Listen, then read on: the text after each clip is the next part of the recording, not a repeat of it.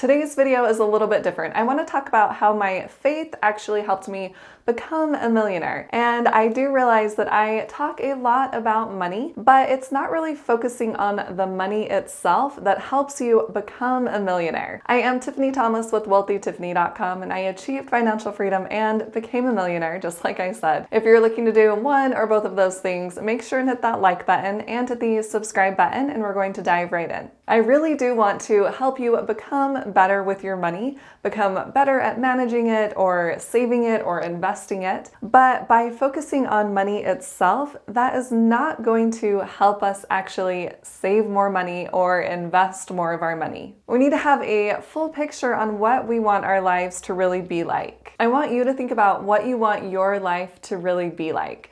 What is it that you value most? Who do you want to be spending the most time with? What type of person do you want to become? I know for me, I value my faith a lot, and I want to become more Christ-like. And I want to build stronger relationships with my family and with my friends. And I want to be able to serve people and share my knowledge and my skills. And I also really like traveling, so I want to have time to travel. By knowing what we really value and what our values are and who we want to become, we can start to focus on things that will help us become who we want to become. And we can take action that aligns with our values, and that will provide a happier and wealthier life. I want to discuss a few principles that I have learned through my faith that align with my values and who I want to become. And you can decide if they align with your values as well. The first principle that I want to talk about is actually having faith. And you can have faith in lots of different things. And since this is a finance channel, we are going to tie that to money. I had faith that my investments would go up. The reason I had that faith was because I had done my homework. I did research beforehand. I knew what I wanted to invest in, and I invested in it. And then I held on to that investment, and it grew in value over time. I had faith that it would. And that's not just one investment, that is multiple investments. But I learned to have faith, through my religion. We're taught that we need to have faith in Christ, and having faith that things will work out the way they should. If we're doing what's right, then things will work out for our own good, even though we may not see that in the midst of trials. And I can definitely relate this to investing, because the stock market and the real estate market go up and down over time. But if I have faith that they will continue to rise, that my investments will continue to go up, then I'm not worried about them in the short term.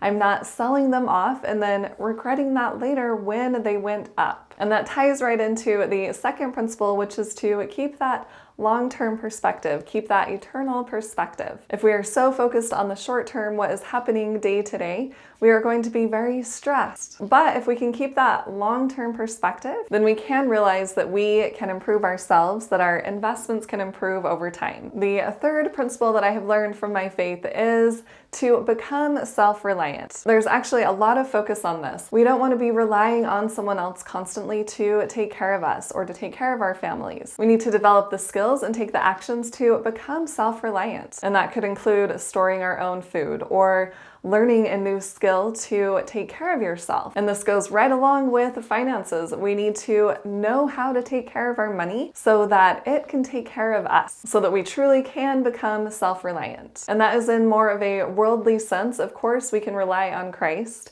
and put our trust in Him, but we need to be taking the actions to help ourselves become self-reliant so we can take care of ourselves, of course, but so that we can take care of our families as well, and any friends or anyone else that we may need to be taking care of. Fourth principle that I want to talk about is listening to the Spirit, or the Holy Ghost, or intuition, if that's what you want to call it. By building that skill up, we can get better and better at that. And the reason this helped me become a millionaire is because before I purchased any of my properties, I would pray about it. Because even though I did my homework beforehand and the numbers all looked good, I wanted to be sure that it was the best investment for me. So I wanted to have that feeling of comfort. It's really important that when we are making these big decisions, that we are praying about it. or taking that step back and just making sure that we feel comfortable with those investments. And that's not to say nothing is going to go wrong, but at least you knew in the beginning that it was the best decision for you. And speaking about this, when I purchased my fourth property, my single family home, there were a few things that I needed to take care of at that property.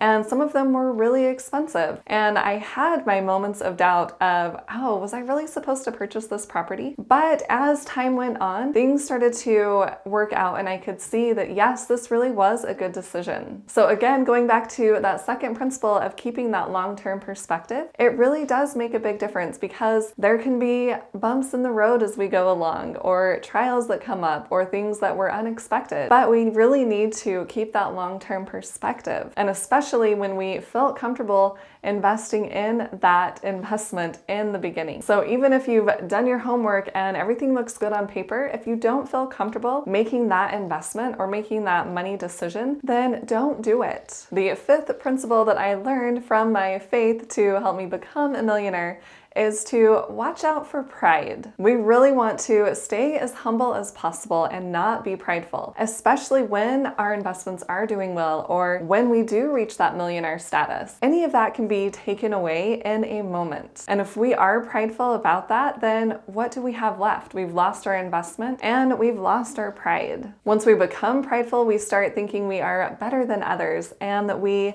know it all, that we can make no mistakes. And then we start to make mistakes and we start to belittle people. And we really don't want that. We really need to watch out for pride and keep ourselves humble, or especially when we are doing well. Principle number 6, which is to not be greedy. If we are greedy, we are constantly thinking about the money and hoarding our money, not really serving other people or trying to help other people. And we lose sight of what is really important if we are so greedy and just focusing on making as much money as possible and keeping it for ourselves. Then we will never be happy because we will always want more. Principle number 7 can really help us with the greed part, and this is to pay my tithing. I've mentioned this one before in a few different videos. I've seen blessings in my life by doing this, and it's not necessarily just monetary blessings, but it is important that we are giving back. It really helps us keep things in check when we are donating our money, knowing that we are able to help others. Principle number 8 that I have learned through my faith that has helped me to become a millionaire is to have patience. And this kind of goes along with some of the other principles we've talked about, but it is really important to be patient. And sometimes it is really hard to do that. But like I said before, if we are patient and we keep that long-term perspective, we are going to be a lot better off. We can realize we don't need everything right now all at once. We can be patient and watch our investments grow over time. Principle number 9 is that God wants you to be happy. He wants you to succeed and He is willing to help you. You don't have to do everything on your own, and you don't have to be poor to be happy either. As long as we are remembering all of these principles, we can increase our wealth over time and be happy. We just need to watch out for that pride and that greed. Principle number 10 is that God wants you to share your talents. He doesn't want you to hide them under a bushel. That is one of the reasons I started this YouTube channel. He wants us to work. He doesn't want us to just be idle. We can continue to improve our skills and share them with others. The more that we are sharing our talents and developing our skills, then the more that we can increase our income, the more wealth we can build. If we are just being idle and not working on our skills or improving ourselves or improving our talents, then the harder it will be to build our wealth. Principle number 11 that I have learned is to be content. Be happy with where you are right now. Know that you do have enough, that you are enough. This will make a huge difference if we are so focused on making more money or constantly thinking we aren't where we should be or we think we should be. We will constantly struggle and be unhappy. We really need to be happy, content right now in our own circumstances, no matter where that is. If we keep telling ourselves that, oh, I'll be happy when I receive that promotion, or when I do become a millionaire, then when that thing happens, when we do receive that promotion, then we'll continue to think, oh, when I receive that second promotion, then I'll be happy. It's just an endless cycle, so be happy now. One way to help you do that is to think of the things that you are grateful for,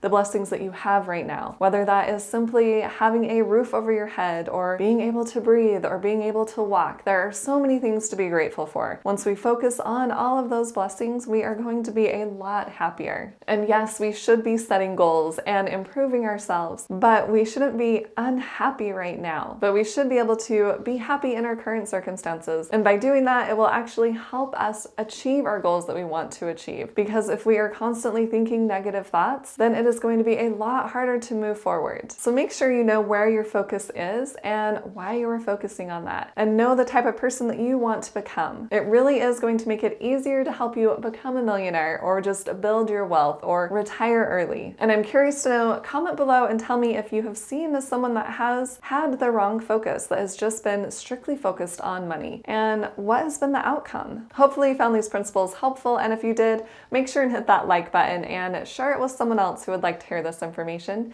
and hit the subscribe button to subscribe to my YouTube channel, and hit the little bell to get notified on when I post new videos. And if you want to see even more content from me, check out the videos on the side of the screen. Thanks so much for watching. I'll see you in the next video.